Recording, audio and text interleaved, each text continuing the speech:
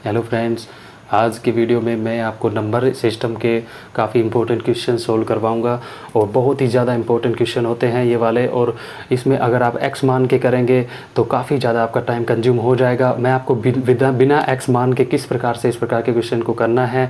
और आप एक चीज़ यहाँ पर नोट कर लीजिए, ये जो तीनों क्वेश्चन मैंने दिए हैं अलग अलग तरीके के क्वेश्चन हैं, लेकिन इनको आप पहचान लीजिए। अगर जहाँ भी आपका नंबर सिस्टम का क्वेश्चन है, पहली संख्या, दूसरी संख्या, तीसरी संख्या में रिलेशन दिया है, दुगना तिगना की बात यहाँ पे हो रही है, या फिर गुणनफल योगफल की बात आपको हो रही है, तो बिल्कुल भी आपको एक्स नहीं मानना है। मैं बताऊंगा आपको किस अप्रोच से आपको इस प्रकार के क्वेश्चंस को सोल्व करना है।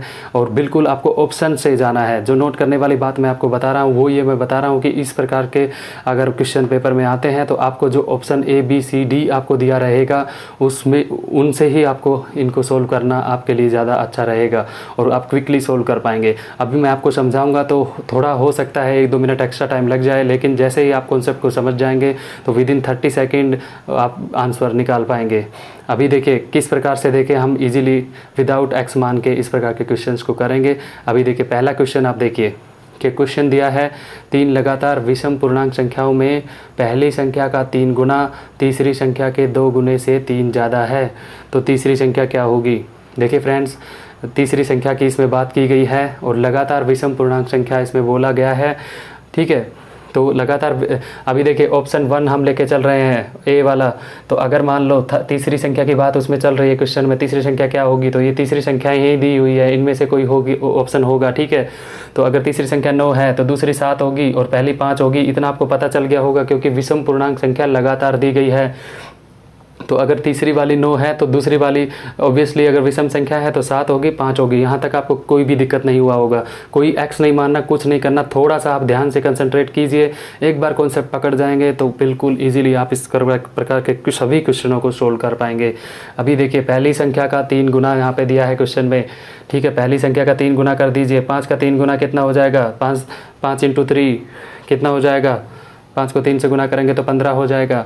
और तीसरी संख्या के 2 गुने से 3 ज़्यादा है, तीसरी संख्या का 2 गुना कीजिए। 9 का 2 गुना 18 हो जाएगा, उससे 3 ज़्यादा मतलब 3 21, 15 और 21 क्या ये बराबर है। क्वेश्चन में तो यही बोला है कि ये बराबर होना चाहिए, लेकिन नहीं है। इसका मतलब ऑप्शन ए आपका नहीं होगा, क्रॉस कर दीजिए। ऐसे ही आप ऑप्शन बी की बात कर लीजिए। यहाँ पे थर्ड नंबर 11 होगा तो सेकंड नंबर 9 होगा, फर्स्ट नंबर 7 होगा। यहाँ तक आपको कोई दिक्कत नहीं हो रही होगी। यहाँ पे इसका भी आप अभी देखिए आप अपने माइंड में भी कैलकुलेशन कर सकते हैं, लेकिन मुझे यहाँ पे आपको शो करके दिखाना है, आपको कॉन्सेप्ट समझाना है, इसलिए थोड़ा टाइम लगा रहा हूँ मैं, लेकिन अच्छे से आपको समझा रहा हूँ।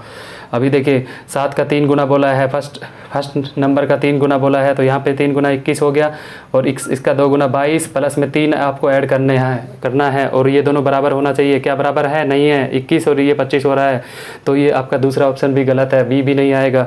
अभी देखिए फ्रेंड्स, मैंने जानबूझ के जो ऑप्शन है वो आपका लास्ट में डी इसमें रखा हुआ है क्या, ताकि आप कॉन्सेप्ट को ईजिली समझ जाएँ, ठीक है। हो सकता है कि एग्जाम में आपके पास ए ही ऑप्शन या बी ही ऑप्शन में से कोई निकल आए, इसलिए आपको हमेशा इस प्रकार के क्वेश्चन में आपको आइडेंटिफाई कर लेना है और ऑप्शन से ही सोल्व करना है।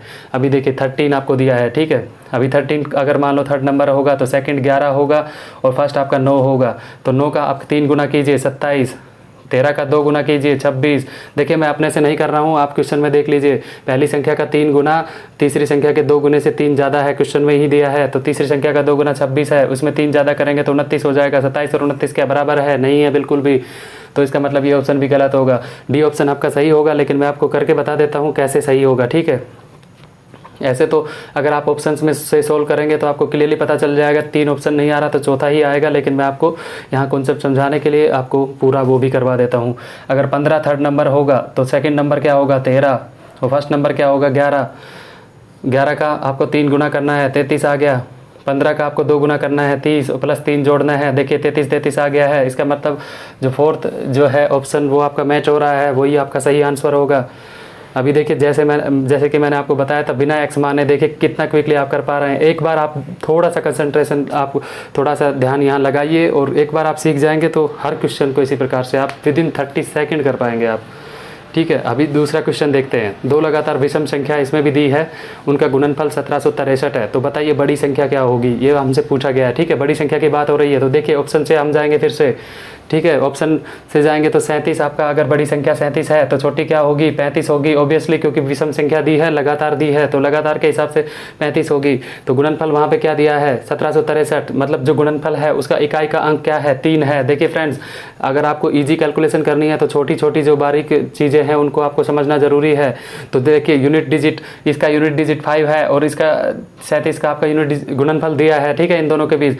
तो अगर इसका यूनिट डिजिट 5 है, इकाई का अंक इसका 7 है, तो इकाई के अंक को अगर गुणा करेंगे तो 7 5 35, मतलब जो है आपका गुणनफल का इकाई का अंक 5 आना चाहिए। देखिए वहाँ पे 5 है ही नहीं, क्योंकि 1763 में तो इकाई का अंक 3 है, तो इसका मतलब ये ऑप्शन आपका गलत हो जाएगा। ध्यान से समझिए आप इस कॉन्सेप्ट को, एक बार क्विक कैलकुलेशन आपको लेके आइए, आप छोटी छोटी बारीक चीज़ों को आप समझिए, क्योंकि अगर आप पूरा अगर गुना करने बैठेंगे तो आपको काफ़ी ज़्यादा टाइम आपका कंज्यूम हो जाएगा। इसी प्रकार से सेकेंड ऑप्शन को मैं आपको ले रहा हूँ, ठीक है, 39 वाला। अगर 39 बड़ी संख्या है तो छोटी संख्या आपकी 37 होगी, ठीक है, यहाँ तक कोई दिक्कत नहीं होगा, गुणनफल की बात हो रही है। तो अभी देखिए जो इकाई के अंक का गुणनफल करने पे 9 7 जा 63 हो रहा है, 9 7 63 होता है, तो 63 में 3 आ रहा है, तो इसका मतलब ये कहीं ना कहीं आपका ऑप्शन हो सकता है, ठीक है। तो इसको आप गुणनफल कर लीजिए, ठीक है। तो आप ये कितना हो गया 9 7 63 हो जाएगा, 6 हासिल हो जाएगा, 9 3 27, 27 और 6 क्या हो जाएगा 33 हो जाएगा, ठीक है। उसके बाद 3 7 21, 2 हासिल हो जाएगा, 3 3 9 और 2 11 आपका हो जाएगा। ये आ गया 3 4 4 1, मतलब 1443। वहाँ पे दिया है 1763, इसका मतलब अभी भी ऑप्शन, ये ऑप्शन भी आपका गलत है, ठीक है। तो ये आपका ऑप्शन गलत है। अभी थर्ड ऑप्शन की तरफ चलिए। अभी थर्ड ऑप्शन क्या है 41 है, बड़ी संख्या अगर 41 है तो छोटी क्या होगी 39 होगी। तो यहाँ पे देखिए इकाई के अंक का गुना करने पे क्या आ रहा है 9 1 कम 9, 9 1 जब 9 आ रहा है, और यहाँ पे इकाई का अंक 3 होना चाहिए। 1763 में देखिए गुणनफल में 3 होना चाहिए, तो ये तो वैसे ही आपका गलत हो गया। इसका मतलब अगर आप एग्जाम दे रहे होंगे तो आपको क्लियरली डी का ऑप्शन चेक करने की भी ज़रूरत नहीं है। 43 ही आपका सही होगा। देखिए कैसे होगा, आप कर लीजिए। 43 अगर बड़ा वाला नंबर है और छोटा वाला आपका 41 हो जाएगा, इसके अकॉर्डिंग अगर इसको आप गुना करेंगे तो आपका 1763 ही आएगा। तो ये आपका बिल्कुल सही ऑप्शन हो जाएगा। देखिए फ्रेंड्स, इसी तरीके से आपको करना है। मैंने जानबूझ के दोनों में डी ऑप्शन इसलिए रखा था ताकि आपको अच्छे से कॉन्सेप्ट इजीली मैं समझा सकूं, और एक बार आप समझ जाएंगे तो आप विद इन 30 सेकेंड क्वेश्चंस का आंसर निकालेंगे। अभी देखिए थर्ड क्वेश्चन क्या है, धनात्मक पूर्णांक संख्या का 2 गुना। अभी देखिए कोई धनात्मक पूर्णांक संख्या है, उसका 2 गुना इस पूर्ण संख्या, ठीक है, पूर्ण संख्या के व्युत्क्रम के 50 गुना के बराबर है। सबसे पहले आप व्युत्क्रम समझ लीजिए क्या होता है। अभी देखिए मान लो आपका 10 है, कोई नंबर है, ठीक है, तो 10 का व्युत्क्रम क्या हो जाएगा 1/10 होता है, ठीक है। उल्टा कर दीजिए आप उसको, व्युत्क्रम का मतलब ये है, ठीक है, रेसिप्रोकल, इंग्लिश में रेसिप्रोकल बोलते हैं। जैसे कि मान लो 27 कोई संख्या है तो उसका व्युत्क्रम क्या हो जाएगा 1/27, उल्टा कर दीजिए उसको, ठीक है। आप इजीली समझ रहे होंगे क्या ये कहना चाह रहा है। तो बिल्कुल भी देखिए मैंने दोनों क्वेश्चन में एक्स नहीं माना है, इसमें भी आपको एक्स नहीं मानूंगा, बिल्कुल आपको ऑप्शन से ही जाना है इसमें भी। तो क्या दिया है इसमें 2 ऑप्शन दिया है। तो इस पूर्णांक संख्या के व्युत्क्रम देखिए पूर्ण संख्या का 2 गुना। अगर मान लो ये पूर्ण संख्या अगर 2 है हमारी तो इसका 2 गुना क्या हो जाएगा 4। जैसा क्वेश्चन में बोला जाए वैसे करते रहिए। इसके व्युत्क्रम के 50 गुना के बराबर है, तो देखिए व्युत्क्रम क्या हो जाएगा 2 का 1/2, 50 गुना के बराबर बोल रहा है, तो यहाँ से 25 आ रहा है। तो देखिए यहाँ 4 है, यहाँ 25 है, क्या बराबर है ये नहीं है, तो इसका मतलब ये आपका ऑप्शन गलत हो गया है फर्स्ट, ठीक है। इसी हिसाब से आप बी ऑप्शन की तरफ चलिए। अगर मान लो वो हमारी पूर्ण संख्या 5 है तो अगर 2 गुना करेंगे तो उसका तो क्या आ जाएगा 10 आ जाएगा। देखिए ऑप्शन से मैं इस ऑप्शन से जा रहा हूँ, ये पूर्ण संख्या का 2 गुना दिया है, मैं अपने से नहीं कर रहा हूँ। थोड़ा सा ध्यान से आप कंसंट्रेशन अपना दिमाग लगाइए कि पूर्ण संख्या का 2 गुना बोला है तो इसलिए मैंने 5 का 2 गुना 10 कर दिया है। इस पूर्ण संख्या के व्युत्क्रम के 50 गुना के बराबर है, तो देखिए 5 का अगर व्युत्क्रम करूंगा, 5 हम मान के चल रहे हैं तो व्युत्क्रम 1/5 आएगा। 50 गुना बोला है तो गुना 50 कर दीजिए। तो ये देखिए 5 10 जा आपका 50 हो रहा है, तो इसका मतलब 10 आ गया। ये 10 और 10 देखिए बराबर हुआ कि नहीं हुआ, तो इसका मतलब बी आपका ऑप्शन करेक्ट हो गया है, ठीक है। बाकी कभी अगर आप जांच करना चाहें तो कर सकते हैं। और देखिए फ्रेंड्स बिल्कुल सिंपल अप्रोच है, आपको एक बार मैं फिर से समझा देता हूँ अगर आप क्वेश्चन का टाइप नहीं समझे होंगे तो। देखिए नंबर सिस्टम का कोई भी आपका क्वेश्चन आया है जिसमें आपको संख्याएं दी गई हैं, पहली संख्या, दूसरी संख्या, तीसरी संख्या, ऐसा दिया गया है, और अगर उसमें आपका योगफल दिया है, उसमें अगर आपका गुणनफल दिया है, और उसमें अगर आपका पहली और दूसरी तीसरी संख्या में अगर कोई भी रिलेशन बताया है, दुगना तिगना 4 गुना और ऐसे आपका दिया हुआ है, तो आप समझ जाइए कि इस प्रकार के क्वेश्चन को आपको ऑप्शन से ही करना है।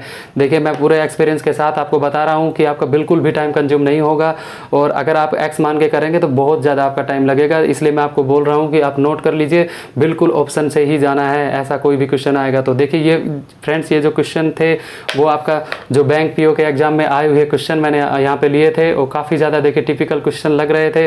मैंने बिना किसी एक्स के मान के और बिल्कुल आपको सिंपल अप्रोच से समझा दिया है। और फिर भी अगर आपका कोई भी डाउट है तो आप कमेंट कीजिए, कुछ भी सजेशन है तो भी कमेंट कीजिए। Thank you.